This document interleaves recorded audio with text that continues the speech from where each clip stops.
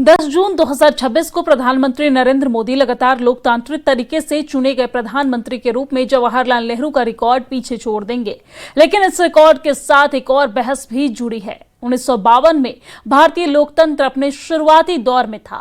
तब सिर्फ 53 राजनीतिक दल चुनावी मैदान में थे, जबकि 2024 तक ये संख्या 744 पहुंच गई। गठबंधनों, क्षेत्रीय दलों और बढ़ती जन अपेक्षाओं के बीच सवाल है कि क्या आज की राजनीति नेहरू के दौर से कहीं ज्यादा कठिन और चुनौतीपूर्ण हो चुकी है?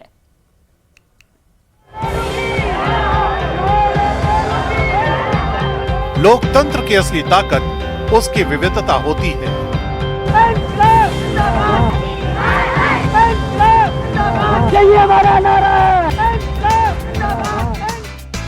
लेकिन यही विविधता समय के साथ चुनौती भी बन जाती है। आजादी के बाद के शुरुआती वर्षों में भारतीय राजनीति अपेक्षाकृत सरल थी। राष्ट्रीय स्तर पर कुछ ही राजनीतिक ताकतें थी और चुनावी मुकाबले भी सीमित दायरे में होते थे।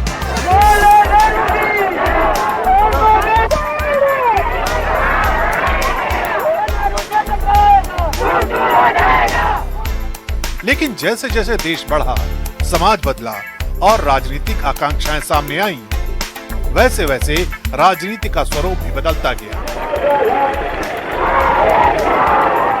मेरी जो ताकत है वो मोदी नहीं है। 140 करोड़ देशवासी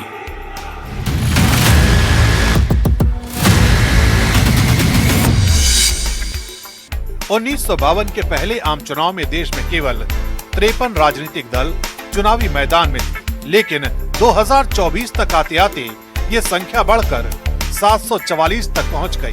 14 गुना बढ़ी, यानी 14 गुना राजनीतिक प्रतिस्पर्धा बढ़ गई। क्षेत्रीय दलों का उदय हुआ, जातिगत और सामाजिक समीकरण बदले। गठबंधन राजनीति का दौर आया और चुनावी मुकाबले पहले से कहीं ज्यादा बहुआयामी हो गए। भारतीय लोकतंत्र का सफर जितना बड़ा हुआ है, राजनीति की जटिलता भी उतनी ही बढ़ी है। एक समय था जब राष्ट्रीय मुद्दे चुनावी विमर्श पर हावी रहते थे, लेकिन आज स्थानीय, क्षेत्रीय और सामाजिक मुद्दे भी चुनावी परिणाम तय करने में बड़ी भूमिका निभाते हैं। डिजिटल मीडिया, सोशल मीडिया और 24 घंटे की राजनीतिक निगरानी ने इस चुनौती को और बढ़ाया है। यही वजह है कि 1952 और मौजूदा दौर की राजनीति की तुलना करते समय सिर्फ चुनावी नतीजों को नहीं, बल्कि बदलते राजनीतिक परिदृश्य और बढ़ती प्रतिस्पर्धा को भी समझना जरूरी हो जाता है।